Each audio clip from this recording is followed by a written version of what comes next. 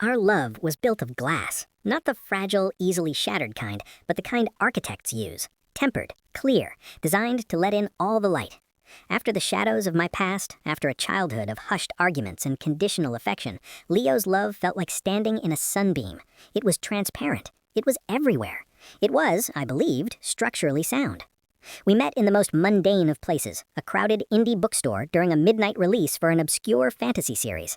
We'd both reached for the same last copy of The Drowned City. Our fingers brushed. He smiled, a slow, warm unfurling that reached his hazel eyes and crinkled the corners in a way that suggested he smiled often and genuinely. "You can have it," he said, his voice a low, pleasant rumble, "but only if you promise to tell me if it's worth the hype." I'd laughed, flustered. "That's a high-stakes promise. What if I hate it?" "Then you owe me a coffee to apologize for making me dodge a bullet." He'd paid for his own stack of books, a mix of history, poetry, and a graphic novel about a sentient subway system. I was charmed by the lack of pretense.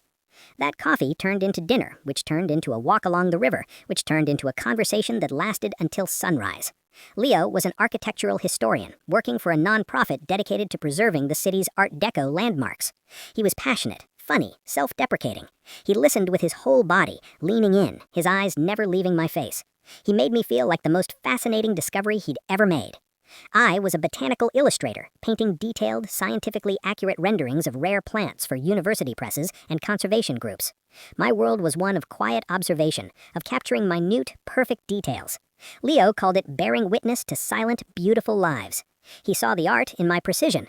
He'd run a finger over a veined leaf in one of my paintings and say, "You see the truth of it, not just the shape, but the story in the shape." He moved into my sun-drenched loft apartment 6 months later. It felt natural, inevitable. He brought his books, his terrible vinyl collection of 70s folk rock, and a sprawling monstera plant he named Gerald. We built a life of quiet, contented harmony. Mornings were for strong coffee and crossword puzzles done together at the kitchen island. Evenings were for cooking elaborate meals or curling up on the deep sofa, him reading aloud from whatever history tome had captivated him, me sketching in my pad. Our love was a curated space, full of light and shared, gentle passions. He knew about my past, the distant, critical parents, the feeling of never being quite enough. I'd told him one night, the words coming out in a halting rush. He'd held me, his chin resting on my head. "You are more than enough, Isla," he'd murmured into my hair. "You are a universe, and I'm just grateful to get to explore it." He was my safe harbor, my transparent wall against the world. I loved him without conditions, without secret reservations. My trust was absolute, a foundation poured deep and solid. The first crack was so small I almost missed it. A text notification on his phone left face up on the coffee table while he was in the shower. The screen lit up with the name Jay. The message preview, "Can't stop thinking about last night, you're mine." A cold trickle, like a single drop of ice water, traced down my spine. Last night, he'd been at a donor dinner for the Preservation Society, a black tie thing he said would be stuffy and boring. He'd come home late, smelling of wine and expensive cigar smoke, and had kissed me with a tired warmth before falling asleep. "You're mine." I shook my head, physically dispelling the suspicion. It was nothing, a colleague, a donor. Leo was brilliant, engaging. People were always impressed by him. The message was effusive, but not necessarily inappropriate. I was being paranoid, letting shadows from old wounds darken my clear glass house. But the seed was planted, a tiny, ugly spore of doubt. A week later, another drop. We were at a friend's gallery opening. Leo, in a perfectly fitted navy blazer, was holding court, explaining the architectural influences in the gallery's renovation to a rapt circle. I stood beside him, my hand tucked in the crook of his arm, proud. A striking older woman, maybe in her late 50s, with a sleek silver bob and an aura of formidable elegance, joined the group. She was Margot Sterling, a major patron of the arts, and, I knew, a significant donor to Leo's nonprofit. Her eyes swept over our linked arms, then settled on Leo's face. "Leo, darling, there you are." Her smile was intimate, proprietary. She kissed him on both cheeks, European style, her hand lingering on his shoulder. "I was just telling Charles how indispensable you were to the Midtown Gateway project, a true savior." Leo's smile was bright, professional. "You're too kind, Margot. It was a team effort." He gently extracted himself to introduce me. "This is my partner, Isla. Isla, Margot Sterling." Margot's gaze turned to me. It was a swift, comprehensive assessment, my vintage floral dress, my simple braid, the absence of obvious jewelry. Her smile didn't reach her cool blue eyes. "Isla, Leo's mentioned you, the artist." She said artist the way one might say hobbyist. How quaint. I felt myself shrink a little, the girl from the silent house re-emerging under that dismissive gaze. Leo squeezed my arm. Isla's work is extraordinary. She's illustrating the new compendium on endangered alpine flora for the university press. How specific, Margot said, already turning her attention back to Leo. Darling, we must steal you for a moment. Charles needs to pick your brain about the Beaux Arts ball. You are still coming, aren't you? It's black tie, of course. +1, naturally. There was a subtle pressure in her words, a testing. Leo's smile held, but I felt the faintest tension in his arm. We'll check our calendars, he said smoothly. It sounds wonderful. Later, in the cab home, I leaned my head against his shoulder. She's intense. Margot, she's a force of nature, but her funding keeps half our projects alive. He kissed my temple. Don't let her intimidate you. She's all polish, no substrate. I wanted to believe him, but the look in her eyes hadn't just been intimidation. It had been a challenge, a territorial marking. The cracks began to multiply, fine as hairline fractures in my perfect glass house. He started working later. Grant proposals, he'd sigh, massaging his temples. Endless, soul-crushing grant proposals. His phone, which used to live on the kitchen counter, now seemed permanently attached to his person. He took it into the bathroom. He slept with it under his pillow. When I asked about it once, lightly, he'd laughed. It's my work lifeline, Isla. If the Historical Society calls at midnight about a demolition permit, I need to know. Plausible, reasonable. Then came the new cologne, something smoky and expensive, with a note of leather. It wasn't his usual clean citrus scent. A gift from the board, he said when I nuzzled his neck and mentioned it. A thank you for the gateway success. A board giving cologne? It seemed odd. He bought new clothes, a cashmere sweater that felt like a cloud, a pair of Italian leather boots. When I admired them, he shrugged. Got a bonus, figured I should look the part when schmoozing with the Margots of the world. Our quiet weekends began to erode. He'd get a last-minute donor meeting on a Saturday afternoon, or he'd have to run to the office on a Sunday morning to catch up. He was always apologetic, always affectionate when he returned, pulling me into deep, lingering kisses that felt like both an apology and a distraction. The double life wasn't just his, I was living one too. On the surface, the happy, supportive artist girlfriend. Underneath, a slowly freezing creature watching her world turn opaque. The climax was set, ironically, at a party. Not a stiff gallery opening, but a lavish, joyous birthday party for Margot Sterling herself, held in the ballroom of the very Art Deco hotel Leo's nonprofit had recently saved from demolition. It was the social event of the season. Leo had been buzzing about it for weeks. It's a triumph, he'd said, a celebration of preservation, and we're a part of it. I wore an emerald green silk dress, the color of deep forest moss. Leo had helped me pick it. You'll look like a woodland goddess, he'd whispered, kissing my shoulder. He looked disastrously handsome in his tuxedo, the new smoky cologne clinging to him. The ballroom was a fantasy of restored grandeur, gold leaf, soaring ceilings, a jazz quartet playing in the corner. It was full of smiles, of clinking glasses, of ease. The walk from the ballroom to the hotel lobby was a journey through a sensory void. The glittering lights, the murmur of conversation, the swell of music, all of it was swallowed by a roaring white noise in my ears. I was aware of my body moving, one foot in front of the other, a mechanical doll propelled by the single, shattering command, "Get out. Get out now." Leo followed. I could feel him behind me, a dark, anxious pressure. He said my name, once, twice, his voice strained, but still trying for that low, reasonable rumble. Isla, wait, please. I didn't wait. I pushed through the heavy brass doors into the cool, hushed quiet of the grand lobby. The marble floor gleamed under immense crystal chandeliers. It felt like a mausoleum. Isla, for God's sake, talk to me. He caught up, his hand closing around my upper arm. His grip was firm, urgent. What's wrong? You look like you've seen a ghost. I stopped. I turned to face him. The act of moving my head felt ponderous, as if it were made of stone. I looked at his face, the beloved face, the hazel eyes now wide with a performance of confusion, the mouth that had whispered 1,000 truths that were now exposed as lies. I searched for a flicker of the man I loved in the architecture of this stranger. I found only the panic of a gambler whose perfect bet was about to be called. "Take your hand off me," I said. My voice was flat, devoid of the tremor I felt in my core. He released me instantly, holding his hands up in a placating gesture. Okay, just tell me what happened in there. Did someone say something to you? Was it Margot? She can be blunt, but she doesn't mean... Margot. The name was a key turning the lock on my paralysis. Yes, it was Margot. I took a step closer to him, close enough to smell the expensive foreign cologne. She was looking at you, Leo, and you were standing there with her and her husband like a son, or something else.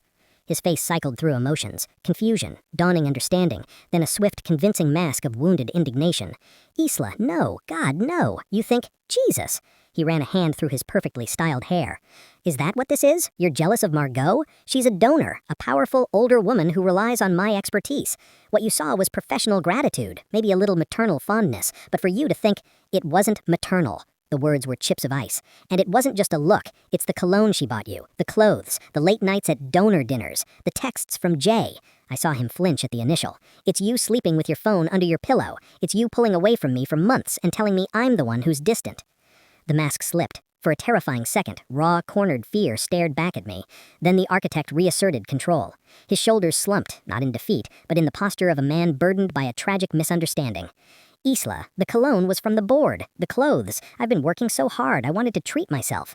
The texts from Jay are from Jacob, the head of the Historical Society. He's an old man who sends rambling, effusive emails about architecture. I didn't tell you because it's boring. He reached for my hands, but I snatched them back. And my phone? Baby, I've told you, it's work. This project, saving this very hotel, is a 24/7 cook pressure.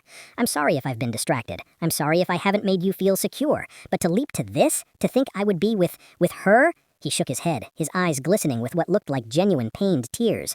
You're my everything. You're the only real thing in my life. How could you think so little of me, of us? It was a masterclass. He was using the very transparency of our past against me. He was framing my valid, evidence-based suspicion as a failure of faith, a hysterical betrayal of our real love. The gaslighting was no longer gentle. It was a wildfire, and he was trying to burn my perception to the ground. A week ago, it might have worked. The Isla who craved his sunbeam approval would have crumpled, would have apologized for her ugly thoughts, would have begged for forgiveness for doubting him. But that Isla had died in the ballroom under Margot Sterling's pitying gaze. I didn't argue. I didn't cry. I just looked at him, and in that look, I think he finally saw that the glass house was gone. There was no reflection of his narrative left in my eyes. I'm going home, I said, my voice still eerily calm. Don't follow me. Isla, you can't just... Where will you go? Our home is together. I'm going to the loft, my loft. You should make other arrangements tonight. I turned and walked toward the concierge desk. I could feel him rooted to the spot behind me, the calculation finally failing him. I asked the concierge to call me a cab. As I waited, I saw his reflection in the polished brass of the elevator doors. He was still standing there, his phone now in his hand, his head bent, texting furiously. To her, no doubt. Emergency, she knows, or suspects. Damage control. The cab ride was a blur of neon and tears that finally broke free, hot and silent. I wasn't crying for the loss of him, not yet. I was crying for the annihilation of my own reality. I had loved without a safety net. I had trusted without a backup plan. And I had been living in a fiction so elaborate it had its own furniture and inside jokes. The loft, when I entered, felt like a crime scene. Every object was a piece of evidence. The Monstera plant, Gerald, he'd brought. The terrible folk records. The books on my shelves that were now his. Our home. The stage set. I didn't collapse. A strange, cold clarity descended. I was a botanical illustrator. My skill was forensic observation. I was going to conduct a silent audit. I started with his things, not a frantic, angry ransacking, but a methodical, detached examination. I began in the walk-in closet we shared. I went through the pockets of his new cashmere sweater, a receipt from a boutique I'd never heard of, dated 2 weeks ago, for the sweater in the leather boots, paid with a credit card I didn't recognize, a platinum Amex, not his. In the inside pocket of his winter coat, hanging in the back, I found a small folded square of thick cream stationery. I unfolded it with trembling fingers. It was a note in a sharp, elegant hand. L. Last night was a revelation. You make this gilded cage feel like a playground. Don't forget, the keys are yours whenever you want them. The usual place tomorrow? I'll have the champagne chilled. M. The usual place. Champagne. Revelation. The paper smelled faintly of her perfume, something dense and floral, like tuberose and regret. Evidence. Solid, tangible. I took photos of the note in the receipt with my phone. I returned them exactly as I'd found them. I moved to his study nook, a corner of the loft with his desk and files. His laptop was there, password protected, but he was careless with paper. In a file marked Tax Docs, Personal, I found bank statements, our joint account which showed his modest non-profit salary being deposited and from which he paid half the rent and utilities, and another statement from a different bank for an account in his name only. The deposits were irregular but substantial, $5,000, $10,000, $15,000. The memos were vague, consulting, project management fee. The most recent deposit, 3 days ago, was $25,000 from Sterling Family Office. A salary. He was on her payroll. The audit spread. I checked our shared calendar on the kitchen tablet. He had meticulously entered all his donor meetings and society events. Cross-referencing with the bank deposits was like watching a sinister pattern emerge in a cross-stitch. Every large deposit was preceded or followed by a blocked-out evening or weekend. I looked at his social media, which he rarely used, but Margot Sterling was an avid poster. Scrolling through her meticulously curated feed was a fresh hell. There were photos from gallery openings, charity galas, the Beaux Arts Ball she'd mentioned, and in many of them, hovering at the edge of the frame, sometimes with Charles, often just slightly behind her, was Leo. His smile in those photos was different, not the warm, crinkly-eyed smile I knew, but a polished, closed-lipped smile of social accomplishment. In one photo from a weekend getaway to the vineyard she'd posted 2 months ago, he was in the background, holding a wine glass, looking at the camera. The caption, "So grateful for brilliant minds who appreciate the finer things. #Napa. #MyBrainTrust." The weekend he'd told me he was at a preservation conference in Albany. I took screenshots, all of them. The final piece of the audit was the most painful. I opened my own heart, my own memory.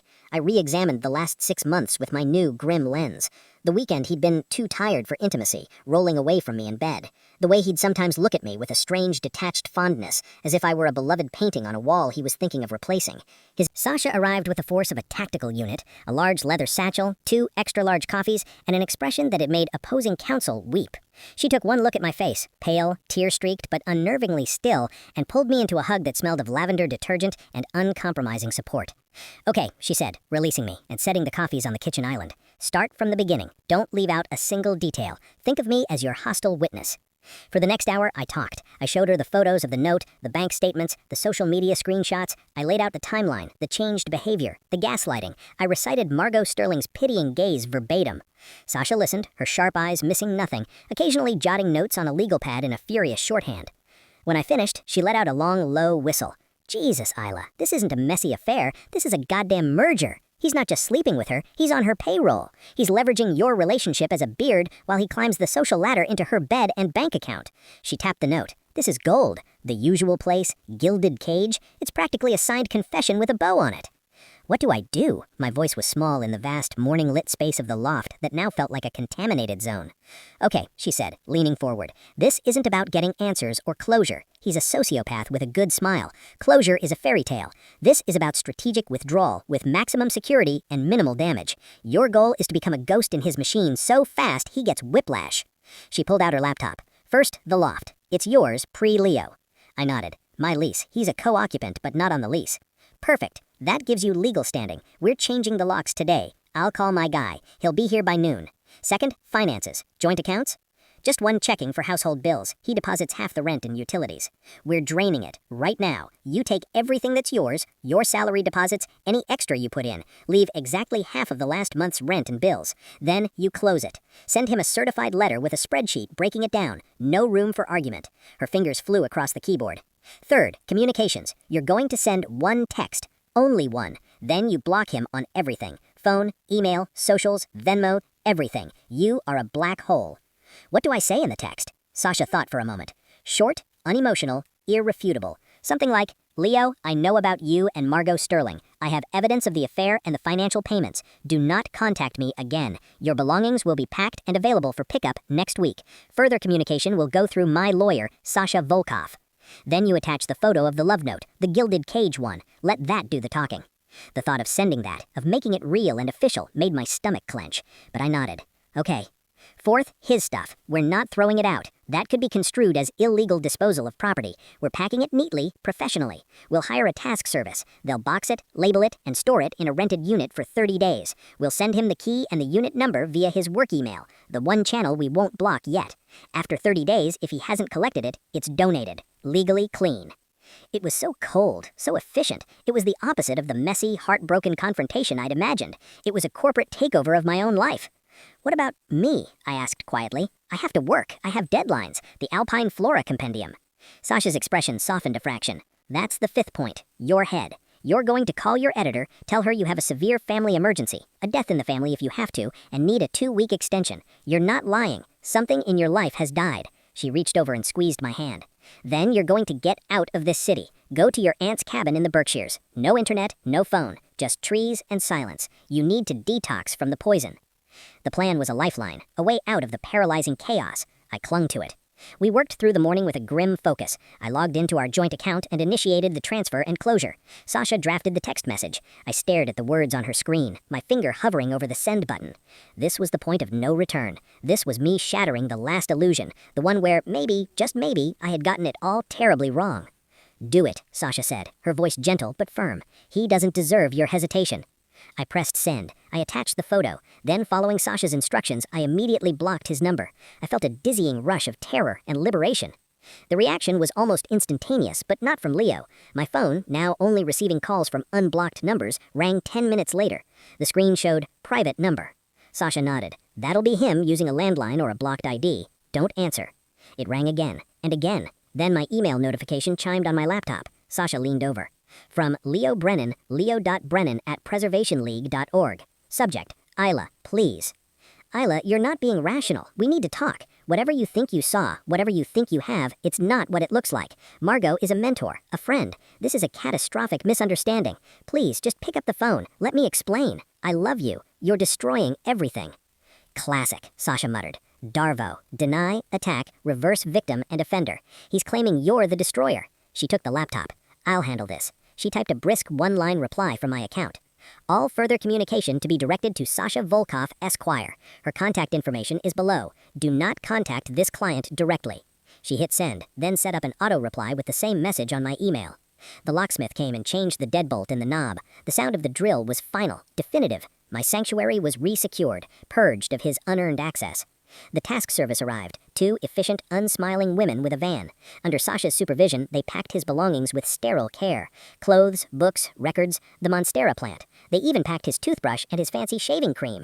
Watching Gerald, the plant he'd named, being carried out in a box felt like watching a hostage being removed. By 5 p.m., the loft was empty of him, physically. The silence was different. It wasn't our comfortable quiet, it was the silence after an evacuation. Sasha handed me a set of new keys and a printed sheet of instructions. Storage unit key, his work email has the details. My number is at the top. Call me if anything happens. A flower delivery, a stray email, a singing telegram, anything. Now go pack a bag for the woods. I'll drive you to the train station. I moved through my own space like a sleepwalker, throwing paints, sketchbooks, and warm clothes into a duffel bag. I was almost at the door when my intercom buzzed. We froze. Sasha strode to the panel and looked at the video feed. It was Leo. He looked wrecked, his hair wild, his eyes desperate. He was buzzing frantically. Don't, Sasha said. We watched him on the small screen. He buzzed again, leaning on the button. Then he slumped against the door, his forehead resting on the wood. He was saying something we couldn't hear. He looked, for the first time, like something real was breaking inside him. Not the performance of a wounded man, but the panic of a gambler who has lost his entire stake. For a second, my resolution wavered. The memory of his smile, of his head in my lap as I read him, of 1,000 mornings, it surged up, a wave of grief so potent it stole my breath. Sasha put a hand on my shoulder. That's not the man you loved. That man never existed. That's the sound of his plan collapsing. Don't open the door. I nodded, tears finally spilling over. We waited in the silent loft until, after 10 long minutes, he pushed himself away from the door and disappeared from the camera's view. Good, Sasha said softly. Let's go.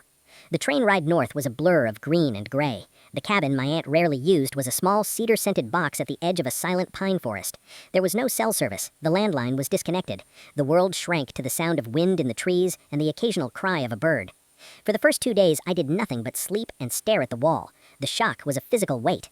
On the 3rd day, I went for a walk. I didn't take a sketchbook. I just walked, my boots crunching on frozen leaves, the cold air scraping my lungs clean. And I began to think. Not about Leo, but about the blueprint of my own life. How had I been so blind? I traced it back, not to his lies, but to my own needs. I had wanted the transparent love, the sunbeam, so badly that I had ignored the subtle warping of the light. Winter hardened into a brittle, glittering shell over the city. The world outside my loft windows became a study in monochrome.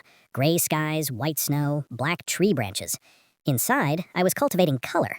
My drafting table was a rainforest of pigment, cadmium yellows for alpine buttercups, cobalt blues for gentians, a dozen meticulous greens for moss and lichen. The Alpine Flora Compendium was my sanctuary, my meditation, my proof that I could still render truth with precision. I existed in a self-imposed quarantine. I saw no one but Sasha, who checked in with the relentless, loving vigilance of a bomb disposal expert, and my editor, Claudia, who communicated via terse, encouraging emails. I ignored the city's social pulse. I deleted social media apps from my phone. My world was the 10-block radius between my loft, the art supply store, and the Japanese grocery that stocked the specific brand of rice crackers I'd become obsessed with. The silence was a healing balm, but it was also an amplifier. In the quiet, the anger Sasha had praised cooled and hardened into something else, a deep, unshakable knowing. I didn't hate Leo. Hate would have been a connection, a recognition of his continued power. What I felt was more akin to the way a geologist regards a peculiar, flawed stone, with academic interest and a complete lack of emotional investment. He was a case study in deceptive stratigraphy. But the world, I was learning, has a relentless gravity. It pulls stories into its orbit. My carefully constructed isolation couldn't last forever. The first breach came via Claudia. Her email was uncharacteristically verbose. Isla, the illustrations are sublime, truly your best work. The press is thrilled. They want to fast-track publication for a fall release and are talking about a launch event, a proper one. Gallery space, champagne, the works. They see crossover potential. Art book meets conservation manifesto. They've asked if you'd be willing to do some limited press, a profile in Art and Nature magazine perhaps. I know you valued your privacy, especially recently, but this could be significant for your career. Think about it. A launch event, a gallery, people, press. The thought sent a jolt of pure panic through my system. It meant visibility. It meant stepping out of my hermetic bubble and into a room where I might be seen, recognized, pitied, where he might hear about it. I stared at the email, my fingers cold on the keys. For 2 years, my career had been a quiet, beloved backwater. Leo had always been vaguely supportive, but ultimately dismissive. Your little paintings, he'd call them, with an affectionate squeeze. Their sudden elevation to something significant felt like a posthumous vindication I hadn't asked for. I was about to type a refusal when Sasha's voice echoed in my head. You live a spectacular, quiet, brilliant life that is the biggest fuck you imaginable. Hiding was a form of defeat. It ceded the territory. It said his betrayal had shrunk my world. I wouldn't give him that. I typed back to Claudia, I'm in. Let's do it. The decision triggered a chain reaction. Sasha, when I told her, grinned like a shark. Good. Now we weaponize it. We make sure the right people are invited. The right people? The art world, the conservation world, the people who matter in your field, not the society vultures. Her eyes gleamed. And we make sure one invitation, by some tragic clerical error, gets lost in the mail. I knew who she meant. I felt a flutter of old anxiety, followed by a surge of that new, cold resolve. Do it.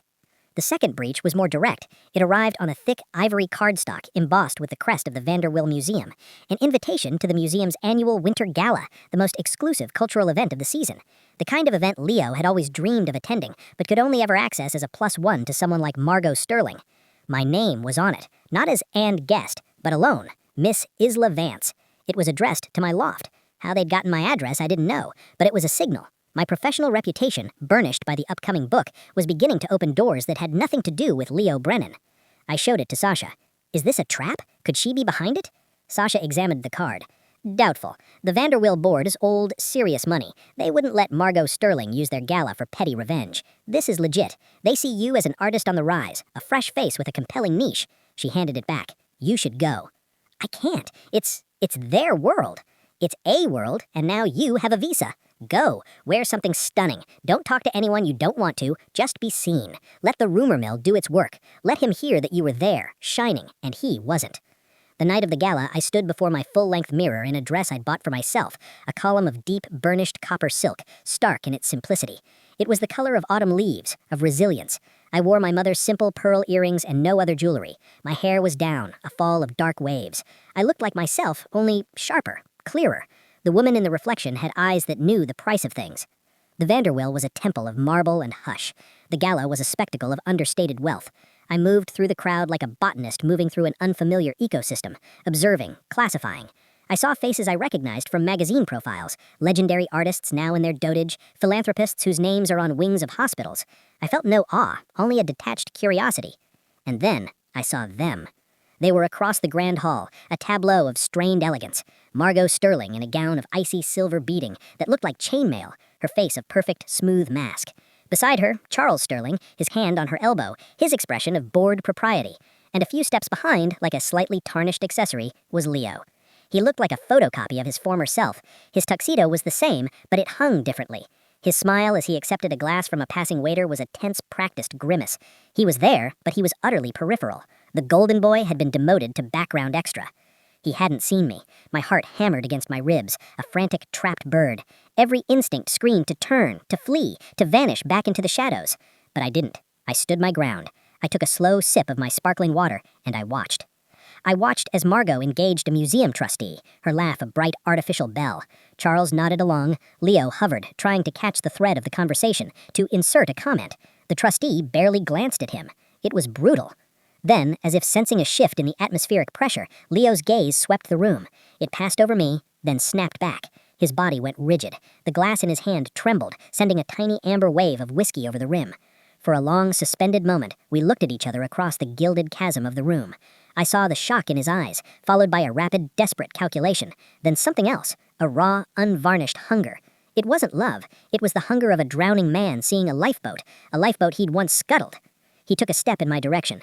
I didn't move. I simply held his gaze, my expression of calm, impersonal observation, the way one might look at a formerly interesting specimen now pinned and labeled in a case. He stopped, faltering under that look. He saw no anger, no hurt, no longing. He saw only vacancy, a space where he no longer existed. It was the most terrifying thing I could have shown him. Margot, noticing his distraction, followed his line of sight. Her cool blue eyes found me. Her mask didn't slip, but it froze into something even more rigid. She recognized me, not as the pathetic girlfriend, but as the woman in the copper dress who was watching her discarded lover with the indifference of a stranger. A social threat, contained and neutralized, had just walked into her fortress, uninvited and unimpressed. She said something sharp to Charles, who glanced my way with mild, uncomprehending curiosity. Then she linked her arm through Leo's, her grip vice-like, and steered him bodily away from me, steering him towards a different cluster of people. It was a dismissal, a reclaiming of damaged property. He went, his shoulders slumping in defeat. The encounter lasted less than a minute. No words were exchanged, but it was a transfer of power, silent and absolute. I stayed for another hour. I spoke to the museum's head curator about botanical illustration in the age of climate change. I gave my card to a representative from a major conservation NGO. I was professional, articulate, present. I was Isla Vance, artist, not Leo Brennan's ex, not Margot Sterling's victim. I left the gala early, the cold night air a shock. Spring arrived not as a gentle thaw, but as a decisive victory. One day the city was a clenched fist of gray ice. The next, a warm, insistent wind from the south pried it open, revealing tentative green shoots in park beds and sending people blinking into the sunlight like survivors. My internal season had shifted weeks earlier. The deep freeze of betrayal had given way to a quiet, purposeful germination. The Alpine Flora Compendium, Summit, Rare Blooms Above the Tree Line, was now a physical object. It lay on my drafting table, its cloth cover the color of a glacier shadow, the title embossed in silver foil. It was heavy, substantial, beautiful. Flipping through its pages was like walking through a silent, high-altitude meadow I had created. It was my truth, bound and published. The launch event was upon me. Claudia had secured a gallery in Chelsea known for its fusion of art and science. The space was white, soaring, and currently being transformed into a temporary alpine landscape. Teams were installing discrete speakers that would play the sound of wind over rocks and distant bird calls. A local forager was creating centerpieces of lichen-draped branches, quartz crystals, and preserved edelweiss. Sasha, acting as my de facto producer and security detail, was in her element. Press list is finalized. No society columnists. I've vetted every RSVP. Photographer is on board. Discreet, documentary style, no paparazzi nonsense. The wine is from a sustainable vineyard in the Finger Lakes. The cheese is from a sheep's milk cooperative in Vermont. Everything is on brand, authentic, and untouchable. She handed me a sheet of paper. This is the run of show. 7 p.m., doors. 7:30, brief welcome from the gallery director. 7:45, Claudia says a few words about the press's commitment to conservation publishing. 8 o'clock, you speak. No more than 5 minutes. Then, mingling. I will be your shadow. If anyone unpleasant materializes, I will become a human wall. I took the paper, my palms damp. You think he'd try to come? I think his survival instincts have finally kicked in, but people in death throes can be unpredictable. The gallery has his photo. Security is briefed. He won't get past the door. She put a hand on my shoulder. This isn't about him, Isla. This is your coronation. Walk in there like you own the air. The night of the launch, I dressed in a way that felt like armor, a tailored jumpsuit of raw, undyed silk in a pale oyster shade, its severe lines broken only by the subtle drape of the fabric. My hair was coiled tightly at the nape of my neck. I wore no makeup save for a touch of charcoal liner to sharpen my gaze. I looked like what I was, a scientist artist, a professional, a woman not to be trifled with. The gallery was a revelation. Claudia and the team had outdone themselves.